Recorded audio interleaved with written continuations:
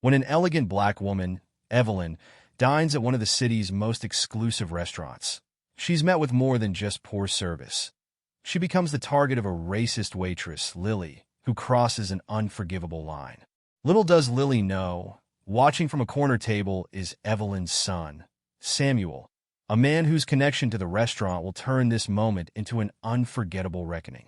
As tension builds, what unfolds next will shock everyone in the restaurant and reveal a truth that no one saw coming. Before we dive into this compelling story, let us know in the comments where you're watching from, and don't forget to subscribe for more powerful real-life stories. The late afternoon sun cast long shadows across the polished granite steps of Laureate, Manhattan's newest beacon of fine dining. Evelyn Harper stood at the entrance, her reflection mirrored in the gleaming brass doors. At 72, she carried herself with the kind of grace that came from decades of holding her head high in a world that hadn't always wanted her to. Her navy blue silk dress whispered elegantly as she moved, pearls gleaming at her neck, each step measured and purposeful in her modest heels. As the maitre d' opened the heavy door, the familiar weight of eyes fell upon her. Evelyn had felt these stares for most of her life, some curious, others disapproving, all of them questioning her presence in spaces they mentally reserved for others. The restaurant's interior unfolded before her like a scene from a luxury magazine. Marble floors that shone like mirrors, crystal chandeliers that cast prismatic patterns across the walls, and the soft notes of a Chopin nocturne floating through the air. "Good evening, madam," the maitre d' said, his professional smile not quite reaching his eyes. "Do you have a reservation?" Evelyn's voice was warm but firm. "Yes, for one. Under Harper, a few tables away." A couple paused their conversation to watch the exchange, their whispers barely concealed behind designer napkins. Evelyn pretended not to notice, just as she had pretended not to notice such things for the past 5 decades. The maitre d' consulted his tablet, his eyebrows lifting slightly. Yes, Harper for one. Right this way, please." As Evelyn followed him through the dining room, she felt the ripple of attention her presence created. A woman in a red cocktail dress nudged her companion, their eyes following Evelyn's progress. A businessman in an expensive suit frowned slightly over his wine glass. But Evelyn kept her eyes forward, her posture perfect, her expression serene. She'd learned long ago that dignity was the best response to prejudice. In a secluded corner of the restaurant, Samuel Harper watched his mother's entrance with a mixture of pride and simmering anger. At 45, he'd built an empire in the hospitality industry, but few knew his face, a strategic choice that was proving particularly useful today. From his carefully chosen table, partially concealed by an ornate column, he had a clear view of the main dining area while remaining relatively unnoticed. Samuel adjusted his gold cufflinks, a gift from his mother on his first major business success. His dark suit was impeccably tailored, his appearance every bit as refined as any other patron in the restaurant. Yet he knew that if he were to walk in as his mother had, he'd receive the same subtle looks of judgment. It was precisely why he'd bought Laureate 3 months ago, adding it to his portfolio of high-end establishments. But tonight, he wasn't here as the owner. Tonight, he was here as an observer, wanting to see firsthand how his staff treated customers when they thought no one was watching. A young waitress approached Evelyn's table, her blonde hair pulled back in a severe bun that matched her rigid posture. Lily Stevens had worked at Laureate for 2 years, priding herself on her ability to cater to the restaurant's wealthy clientele. She'd memorized wine vintages, mastered the art of anticipating needs before they were voiced, and cultivated what she considered the perfect balance of attentiveness and discretion. But as she approached Evelyn's table, her usual warm smile was replaced by something cooler, more perfunctory. Her eyes skimmed over Evelyn's elegant attire without really seeing it, her mind already made up about what kind of customer she was dealing with. "Good evening," Lily said, her tone clipped. "Would you like to hear about our specials?" Evelyn smiled warmly, either not noticing or choosing to ignore the waitress's frosty demeanor. "Yes, please. And might I trouble you for a glass of water first?" Lily's response was barely civil. "Of course. I'll have someone bring that right away." She rattled off the specials in a monotone, speaking so quickly that several items blurred together, a stark contrast to how she'd carefully explained each dish to the young couple at the next table just minutes before. From his corner, Samuel's jaw tightened as he watched the interaction. He'd seen this behavior before, the subtle dismissiveness, the barely concealed disdain, the assumption that his mother wouldn't understand or appreciate the menu's sophistication. His fingers drummed silently on the crisp white tablecloth as he observed Lily's body language. How she barely made eye contact, how she stood slightly turned away from the table, how her responses were curt and minimal. The evening at Laureate continued to unfold like a carefully orchestrated symphony, but beneath its polished surface, tensions were steadily rising. Lily returned to Evelyn's table with a glass of red wine, despite Evelyn having ordered white. The mistake was deliberate, something Samuel could tell from his vantage point as he watched Lily's lips curl slightly at the corners. "I'm sorry," Evelyn said gently, her voice carrying the patience of decades. "I believe I ordered the Chablis." Lily's response was immediate and dismissive. "Oh, did you? I must have misheard. Though this Malbec is actually quite—" She paused, examining Evelyn's simple pearl necklace with barely concealed judgment. More reasonably priced. The implications hung in the air like smoke. Samuel's knuckles whitened around his water glass as he watched the scene unfold. He'd seen this type of behavior before. Death by 1,000 cuts, each slight small enough to deny, but building to something unmistakable. At a nearby table, Lily was practically dancing attendance on a younger couple dressed in designer clothes. "Mrs. Davidson, let me tell you about our wine pairings. We have a spectacular vintage that would complement your entree perfectly." Her voice carried across the room, warm and engaging, a stark contrast to her interactions with Evelyn. The wrong wine sat untouched on Evelyn's table for another 10 minutes before Lily returned with the correct order. No apology was offered. Instead, she launched into a rapid-fire recitation of the specials, her words running together in a way that made them nearly incomprehensible. Samuel watched as his mother maintained her composure, her back straight, her expression serene. He knew this wasn't the first time she'd faced such treatment, and his heart ached at the thought. His own meal sat forgotten before him as he observed the subtle dance of discrimination playing out in his restaurant. Mr. Holden, the manager, swept past Evelyn's table for the third time that evening without acknowledging her presence. He was busy ensuring that the sommelier paid special attention to a table of corporate executives, his practiced smile never wavering as he discussed wine vintages and market trends. "Mr. Peterson," Holden's voice carried across the room, "I must say, your investment advice last month was invaluable. Please, the 82 Bordeaux is on the house tonight." Samuel's jaw clenched as he watched Holden's performance.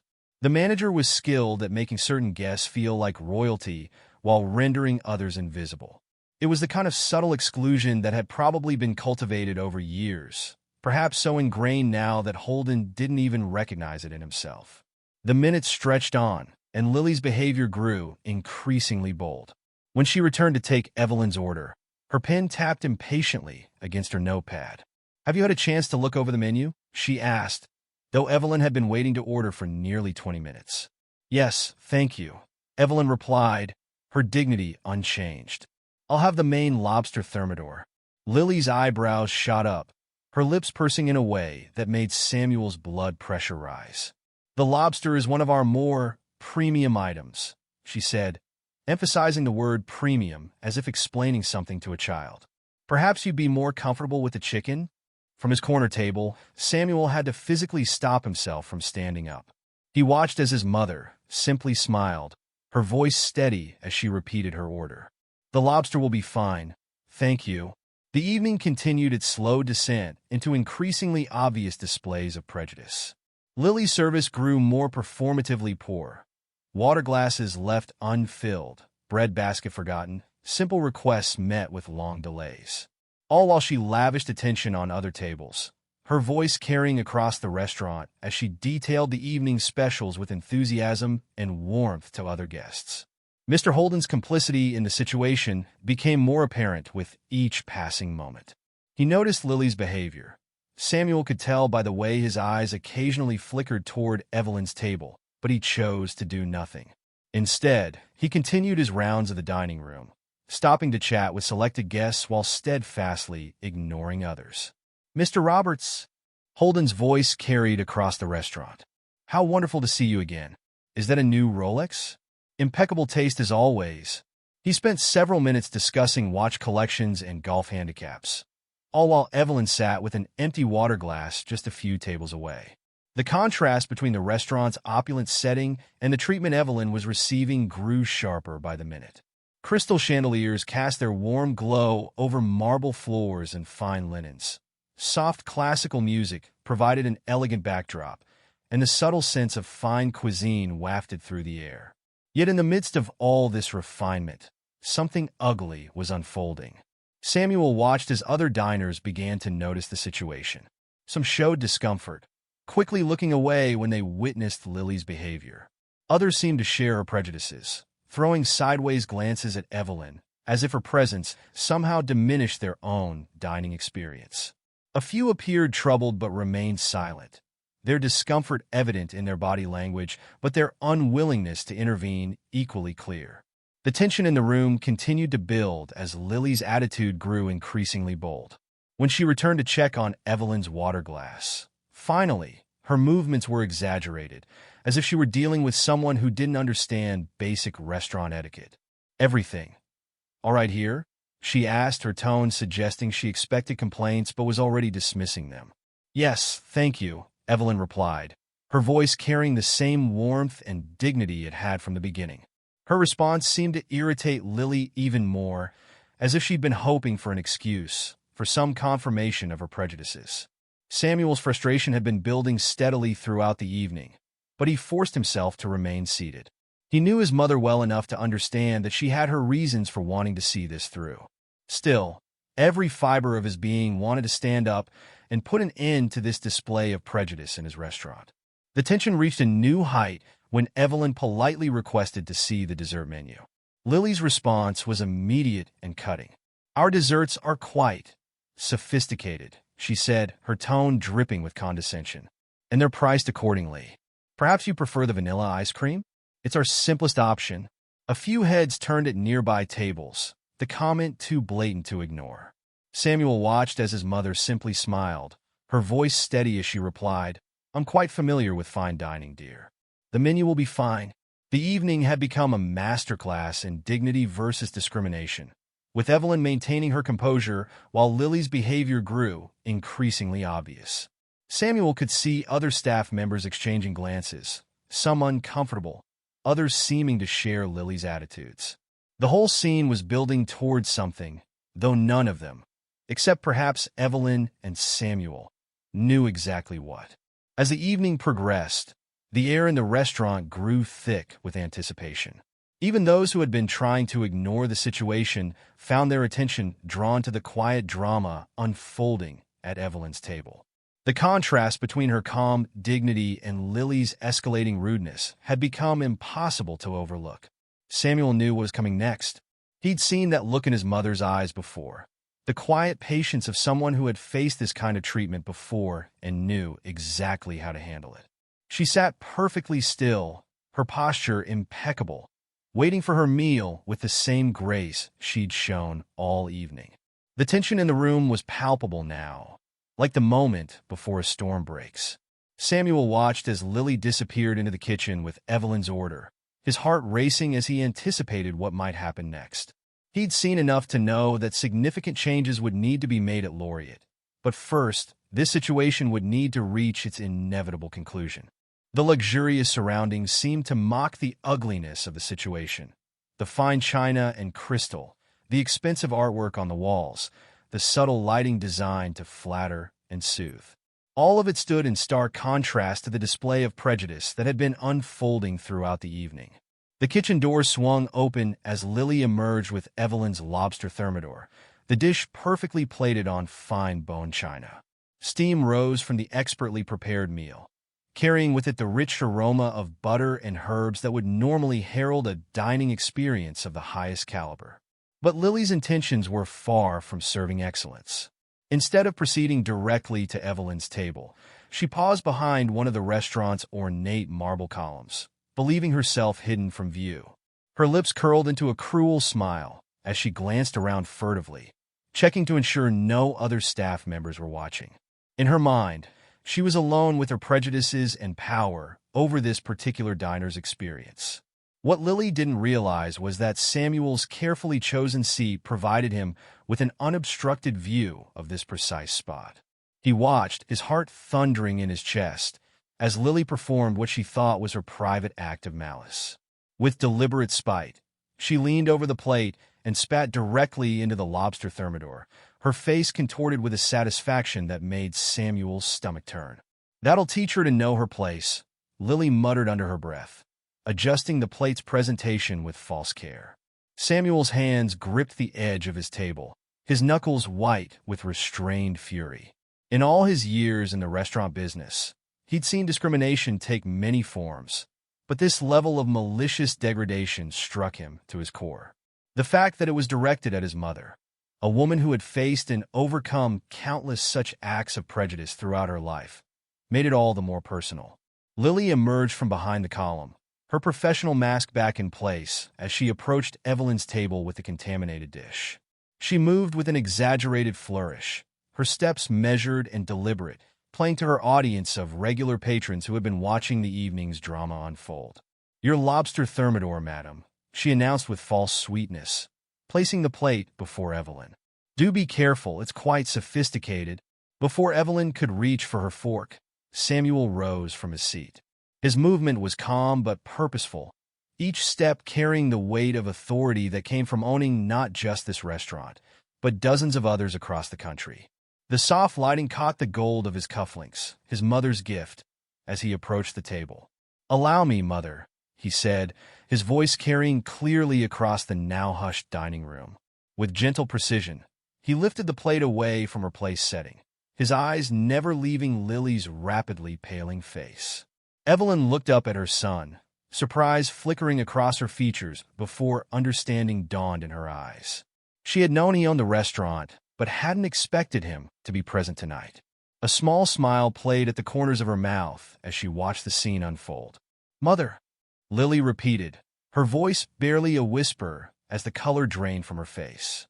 Her eyes darted between Samuel and Evelyn, the implications of that single word crashing down around her like shattered crystal. "Yes, mother," Samuel confirmed, his voice steady but carrying an edge that cut through the restaurant's elegant atmosphere. Mrs. Evelyn Harper, graduate of Howard University, former civil rights activist, retired professor of African American literature, and most importantly, the woman who raised me to become the owner of this establishment. The silence in the restaurant was absolute. Even the soft classical music that had been playing seemed to fade away in the gravity of the moment. Nearby diners sat frozen, their own meals forgotten as they watched the scene unfold.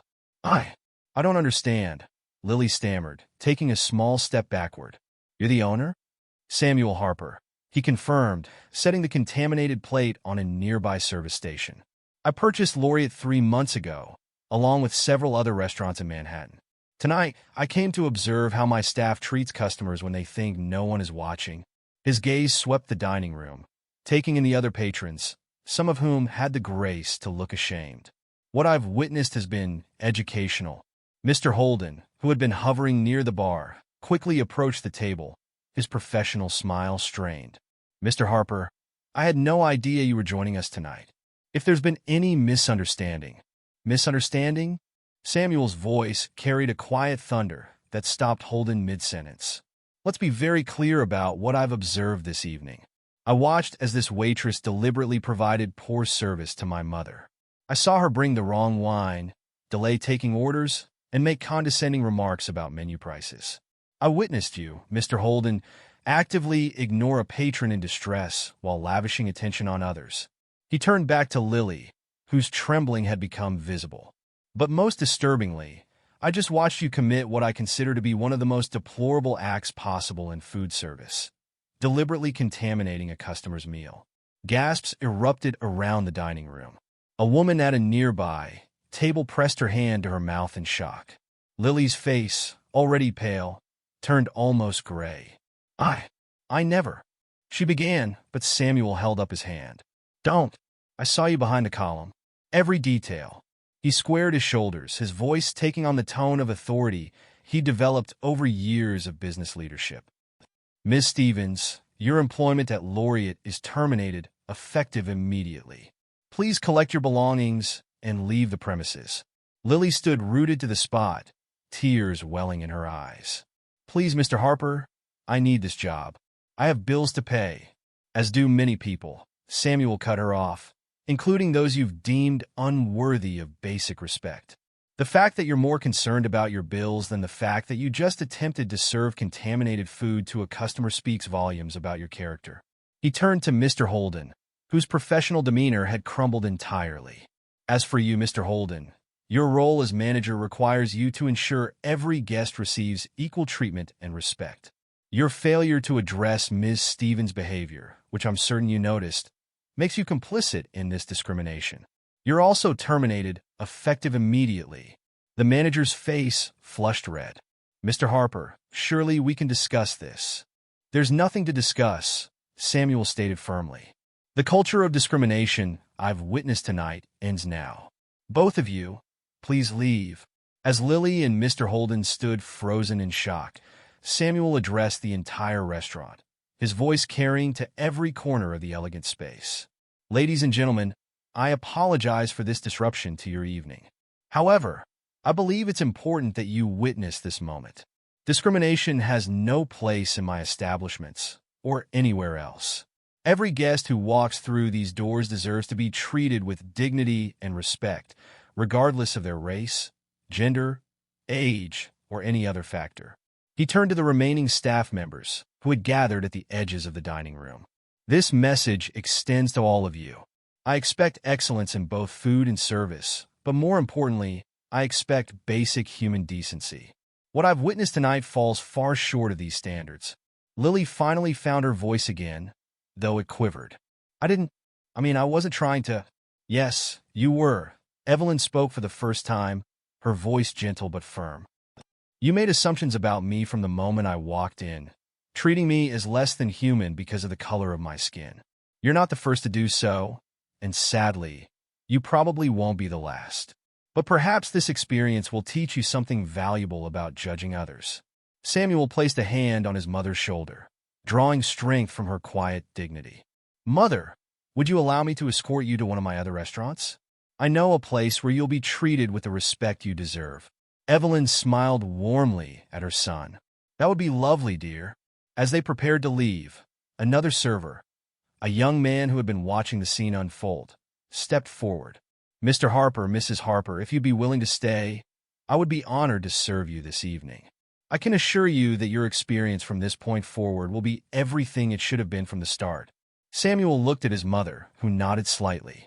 Thank you, he said to the server. We'd appreciate that. Lily and Mr. Holden finally moved toward the exit, their departure marked by the silent stares of other diners. As they pushed through the heavy brass doors, Samuel's voice carried after them. Remember this evening. Remember that actions have consequences, and that dignity and respect are not privileges to be earned, but basic rights that belong to everyone. The restaurant slowly returned to life, though the atmosphere had changed.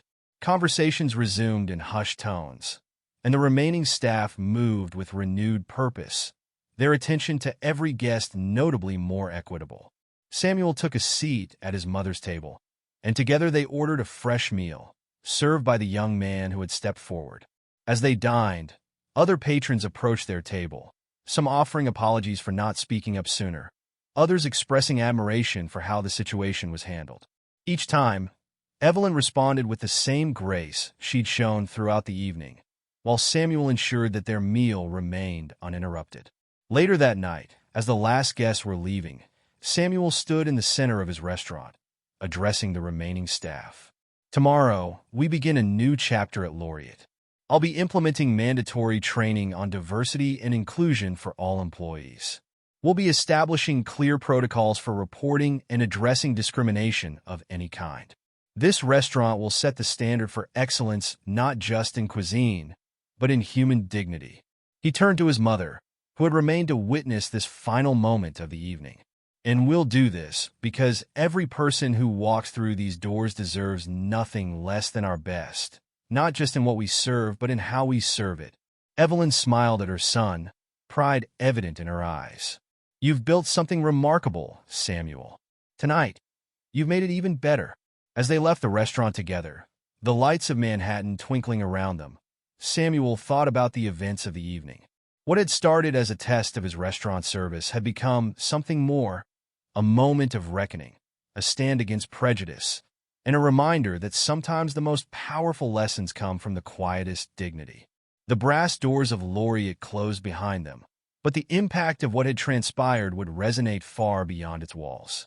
In the days that followed, Samuel would implement sweeping changes across all his restaurants, ensuring that what happened to his mother would never happen to anyone else.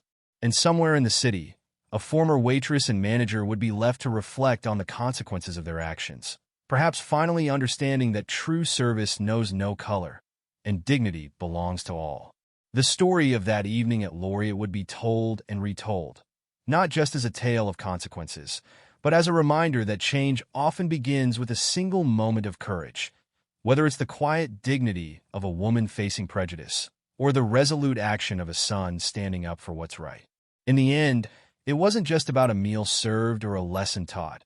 It was about the fundamental truth that every person deserves to be treated with respect, regardless of who they are or where they come from.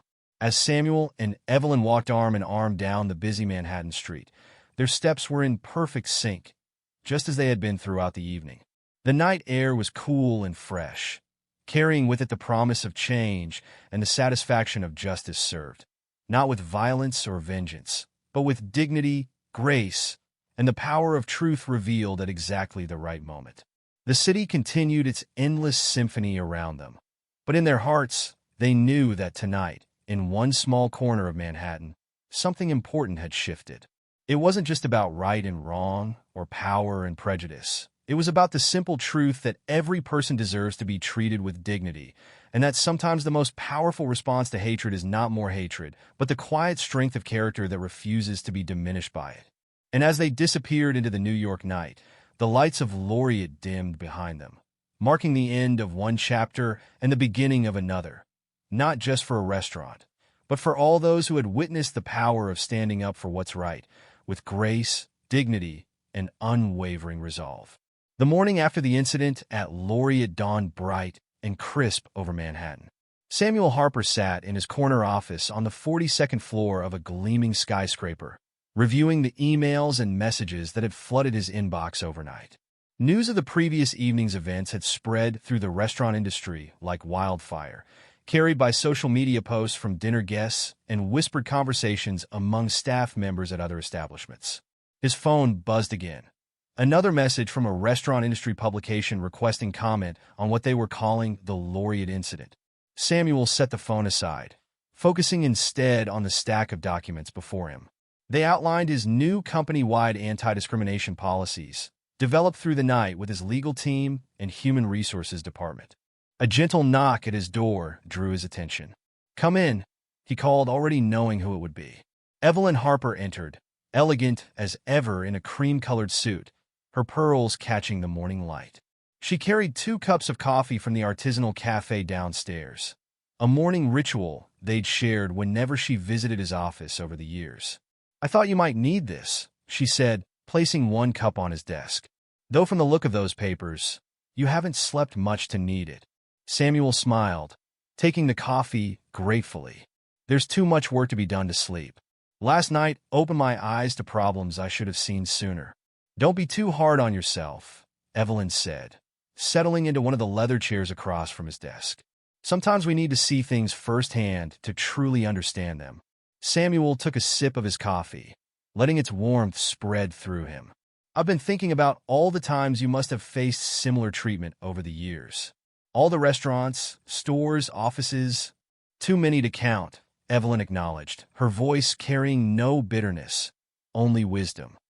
"But what matters is what we do with those experiences. And you, my son, are doing something remarkable with yours." She gestured to the papers on his desk. "Tell me about your plans." Samuel leaned forward, spreading out the documents. First, we're implementing mandatory diversity and sensitivity training across all our restaurants. Not just surface-level workshops, but ongoing programs that address the root causes of prejudice and discrimination. We're bringing in experts in cultural competency, civil rights advocates, and social justice educators. That's a good start, Evelyn nodded, but training alone won't change hearts. Exactly, Samuel agreed. Which is why we're also establishing a customer advocacy board, a diverse group of community members who will help us understand and address issues of discrimination before they become incidents. And we're creating anonymous reporting systems for both staff and customers to report any concerns. He pulled out another document. We're also revising our hiring practices. I want our staff to reflect the diversity of the communities we serve at all levels, from the kitchen to management. And we're implementing clear consequences for discriminatory behavior, no excuses. And Lily and Mr. Holden? Evelyn asked, her voice gentle but firm. Samuel's expression hardened slightly. They've both been blacklisted from all our establishments. I've also shared their information with other restaurant groups in the city, detailing their actions. They may find other work in the industry, but not at any reputable establishment in Manhattan. Is that justice? Evelyn asked, watching her son carefully. Samuel considered the question. It's accountability. They need to understand that actions have consequences. But, he paused, pulling out another document. I'm also establishing a rehabilitation program. If they complete comprehensive anti-discrimination training and demonstrate genuine change, they could be eligible for employment at other restaurants in the city, though never at our establishments. Evelyn smiled, pride evident in her eyes. You're offering them a path to redemption while maintaining firm boundaries. That's wisdom, Samuel. Their conversation was interrupted by another knock. Samuel's assistant, Marcus, entered with a tablet in hand. Mr. Harper, I'm sorry to interrupt, but you should see this. He handed over the tablet, which displayed a social media post that was rapidly gaining traction. Someone had recorded part of the previous night's confrontation at Laureate on their phone. The video showed Samuel's measured but powerful response to Lily's actions, his defense of his mother, and his clear stance against discrimination. It had already been shared thousands of times, with comments pouring in from around the world. It's gone viral, Marcus explained. News outlets are picking up the story. People are calling it a watershed moment for the restaurant industry. Samuel scanned through the comments, seeing a mix of reactions. Many praised his handling of the situation, while others shared their own experiences of discrimination in restaurants and other service industries. Some criticized him for being too harsh, while others thought he wasn't harsh enough. The court of public opinion, Evelyn mused, reading over his shoulder. What matters is not what they say, but what you do next.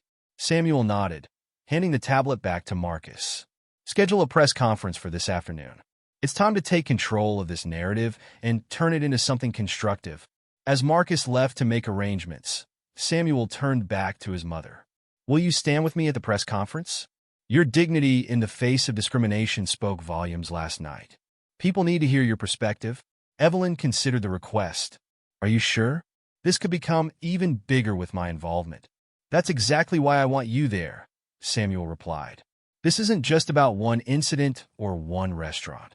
It's about addressing a systemic problem that affects people every day. Your experience, your wisdom, they add weight to this message. The hours leading up to the press conference were a whirlwind of preparation. Samuel's PR team worked to craft a statement that would address the incident while focusing on positive changes moving forward.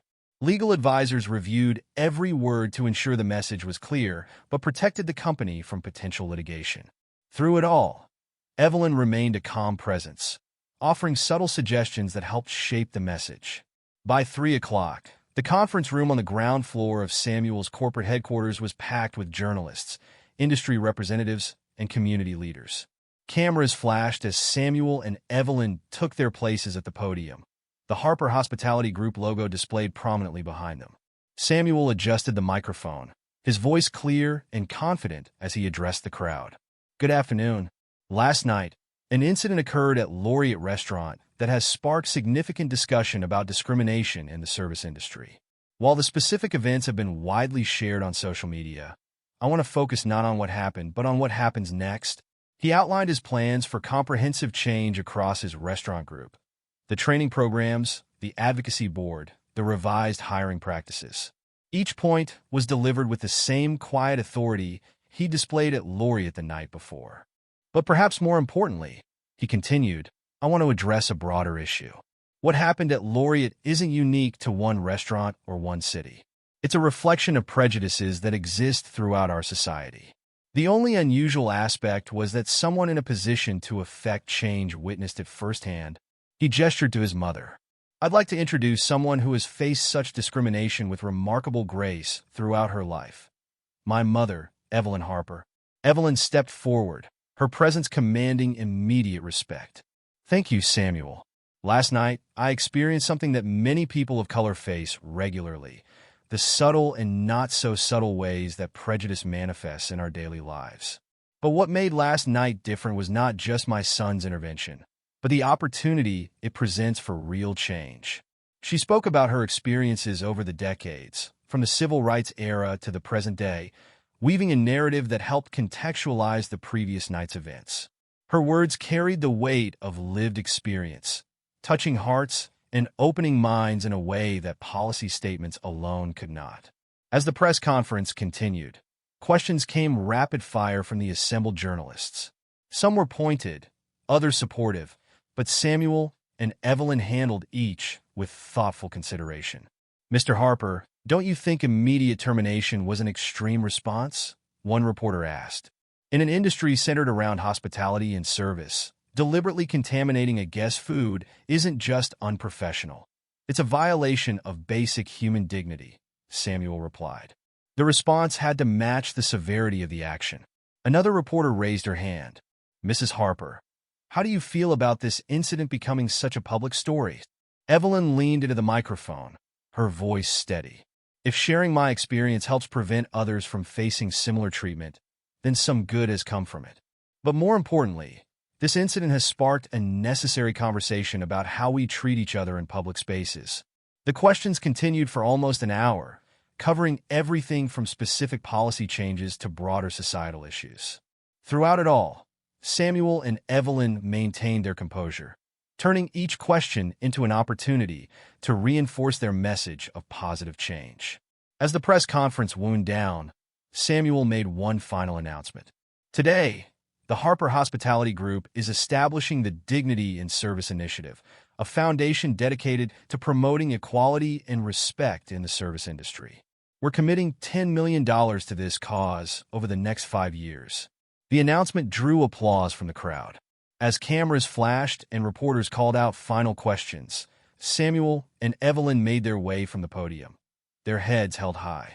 Later that evening, they sat together in Samuel's office, watching the sun set over the Manhattan skyline. News coverage of the press conference played silently on a wall-mounted screen, while social media continued to buzz with discussions about the day's events. You've started something significant, Evelyn said, watching her son as he reviewed messages on his phone. Are you ready for what comes next? Samuel set his phone aside, turning to face his mother. I learned from you that standing up for what's right isn't about being ready. It's about being willing. The changes we're implementing won't be easy, and they won't happen overnight. But they're necessary. And what about Laureate? Evelyn asked. Will you keep it? Yes, Samuel replied without hesitation. But we're going to transform it into something new.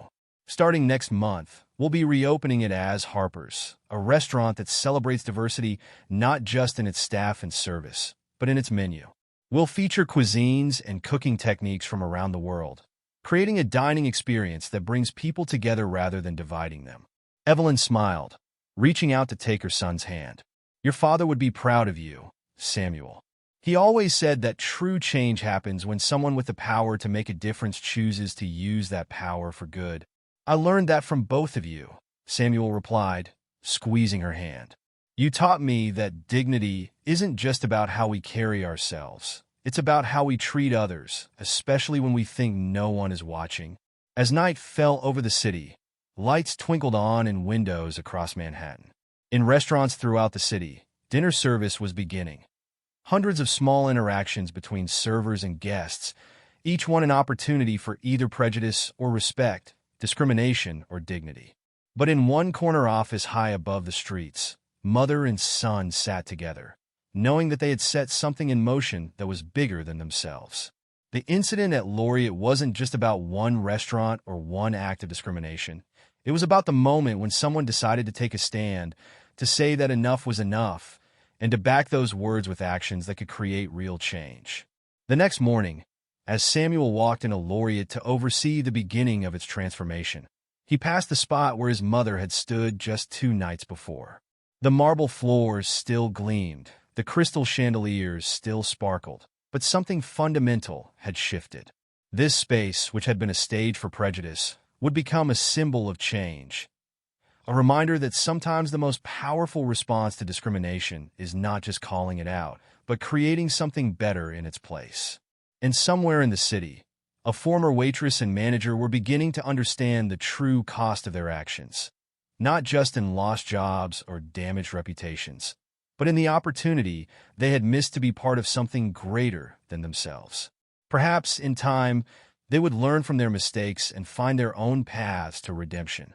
But for now, the story of that night at Laureate would serve as a reminder that in the face of prejudice, dignity and justice can prevail, especially when someone has the courage to stand up and say, "This stops here."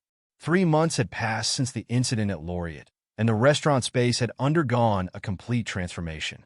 Gone were the stuffy, traditional decorations that had once defined the establishment. In their place, the newly christened Harpers featured warm, inclusive design elements that celebrated diversity while maintaining its upscale atmosphere. Samuel stood in the center of the dining room, surveying the final preparations for the grand reopening. The walls now displayed artwork from various cultural traditions, each piece carefully chosen to tell a story of unity and celebration. The lighting had been redesigned to create an inviting ambience that made everyone feel welcome, regardless of their background. "Mr. Harper," called out Maria Chun, the new general manager he'd personally selected to lead Harpers.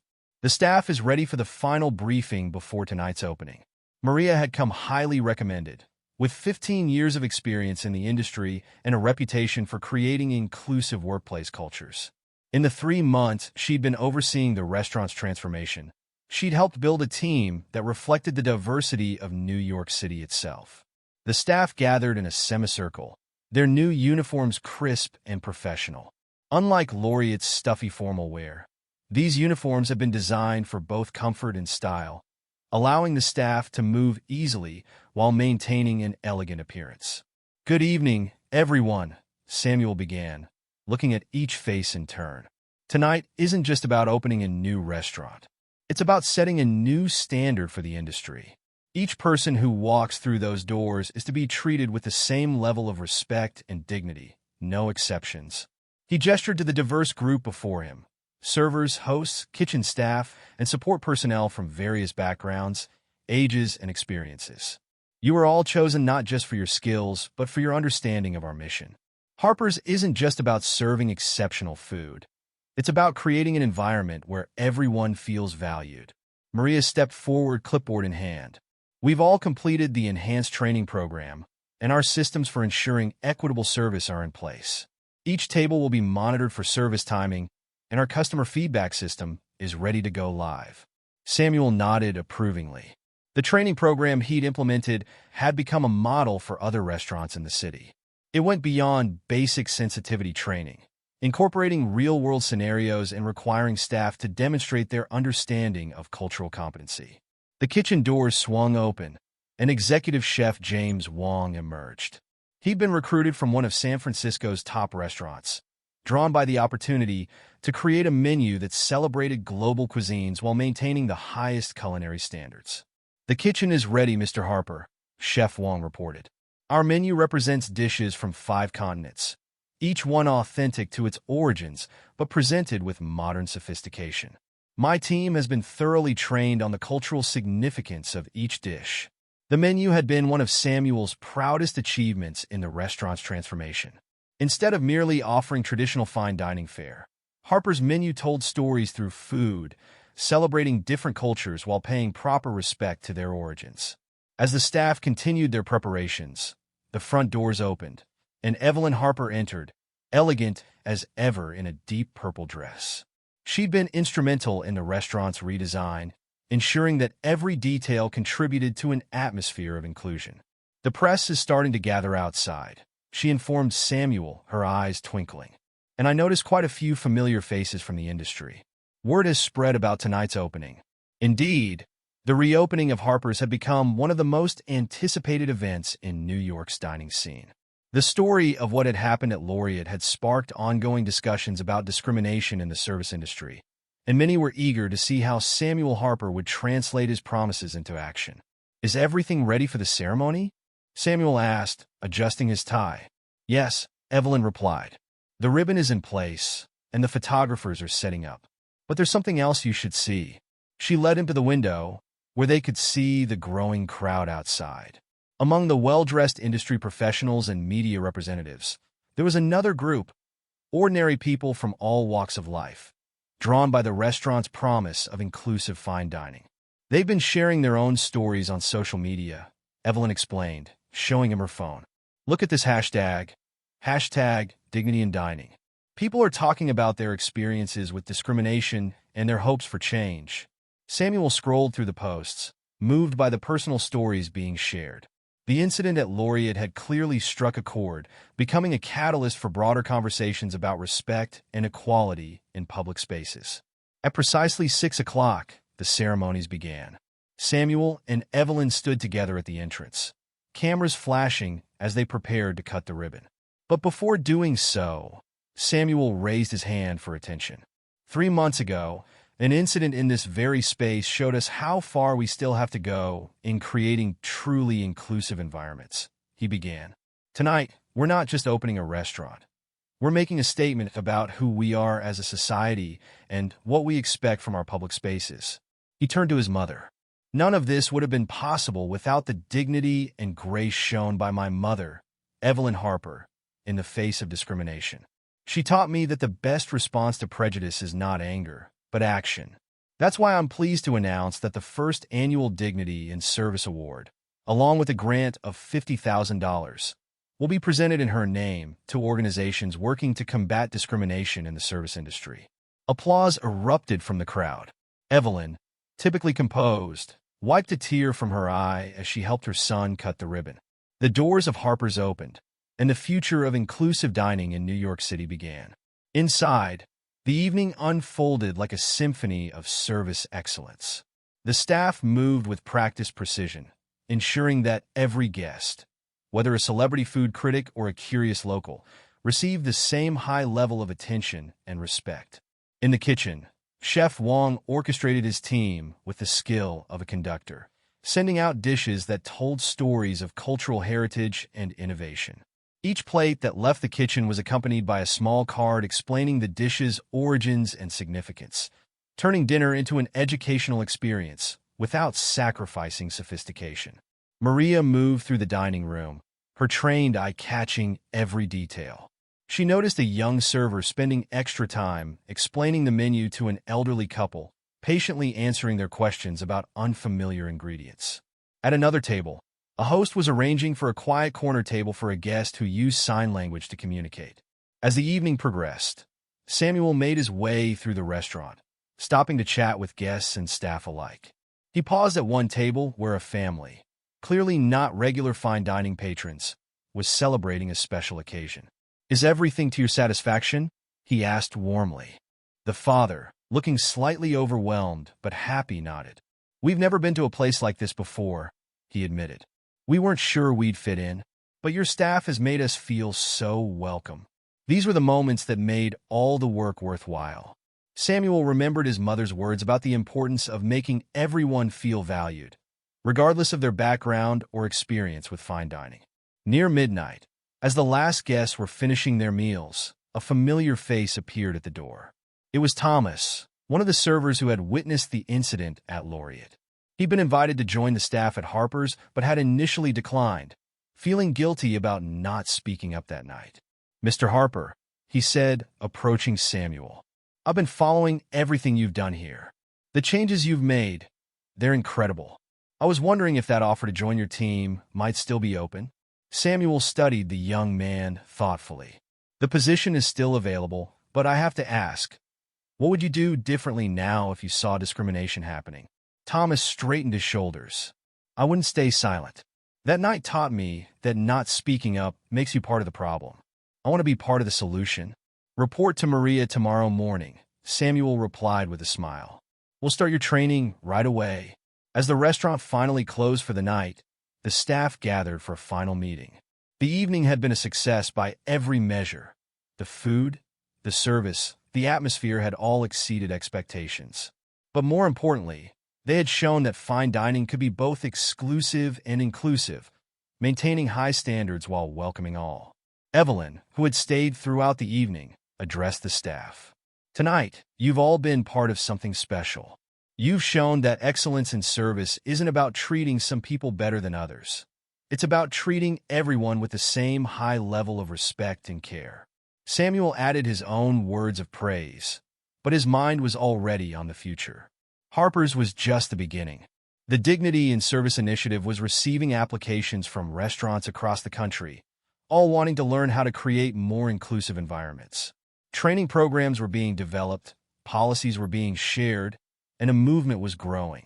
As he and his mother left the restaurant that night, they paused to look back at the illuminated sign that read Harpers in elegant gold letters. Your father would be proud, Evelyn said softly. Not just of the success, but of what you're trying to achieve. He taught me that success without purpose is empty, Samuel replied. This is about more than running a successful restaurant. It's about changing the way people think about service and dignity.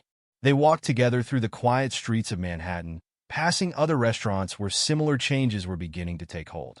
The incident at Laureate had started as a moment of discrimination, but had transformed into a catalyst for change. In the months that followed, Harpers became known not just for its excellent food and service, but as a model for inclusive fine dining.